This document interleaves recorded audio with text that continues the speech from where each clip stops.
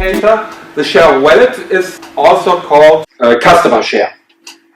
So what is the share of wallet? It's something like an individual market share. Market share is the proportion of sales of a brand in value or volume divided by the overall sales in value or value of all brands. For example, if Coke has 50 million euros of sales, Pepsi also 50%, then the market share will be respectively 50%.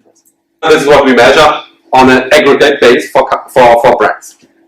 It's the same reasoning for a customer. As we have the individual customer purchase data, we can measure how much money a customer spends in money or volume. How much units the customer spends for our brand, the focal brand, compared to other brands. So the same reasoning. If you buy in this month for 50 euros Coke and for 30 euros Pepsi and for 20 euros 7-Up, then your overspendings are 100 euros, and the customer share or share of wallet would be respectively 50% for Coke, 30% for Pepsi, and 20% for 7-Up. You take the spending by brand, by customer, divided by the overspending for all brands confirmed. The higher the share of wallet, the higher the customer value. So a customer having 100% share of wallet is a 100% so loyal customer, which is quite rare. The proportion of customers being loyal 100% is very low. That is why we won't never have 100% customer share, or rarely. Or firms having low customer share have to increase customer share. Or the target is to make switch customer shares from competitor brands to the focal brand. I know, for example, that the customer is spending 30% for Pepsi, 50% for my brand and Coke. Then my marketing target would be to convince you to spend the 30 euros for Pepsi to Coke. And this is actually what is happening in retail. So the idea is that if I know that my customers buy in a competitor store, 30% of the expenditures are spent in a competitor store, then I would raise up a loyalty program in order to give advantages to convince the customer to spend more money in my focal store.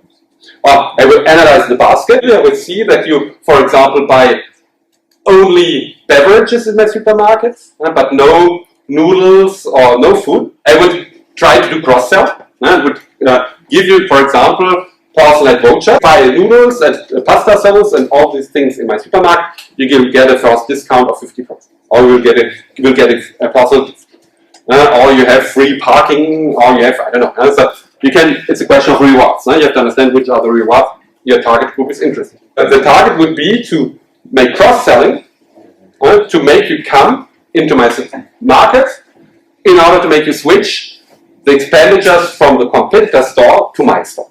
You see here, these are the expenditures for focal store or focal brand divided by the sum of the expenditures in all brands or all stores. You divide the expenditures of the focal brand, your brand, divided by the expenditures of all brands. Where this information might come from.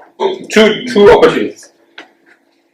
The easy one is to make surveys. You can ask your customers, you can ask him or her, how much money do we spend in the competitor store? It's easy to do because you have the email address. And so you can ask this question and the customer will do it on a declarative basis.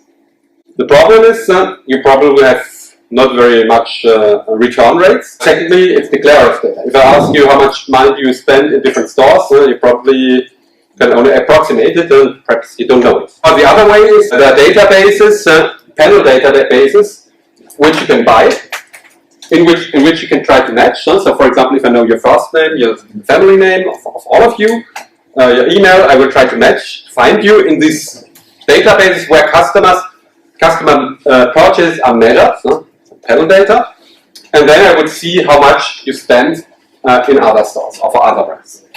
But this is costly. And so that is why this indicator is very interesting, but not so easy to get. As I said, either you do market research, either you buy panel data, either you can extrapolate. You can also try to establish some statistical models. And probably if you live between two supermarkets, probability that you buy in another supermarket the other half of your share of wallet is relatively high. And then I would could also extrapolate.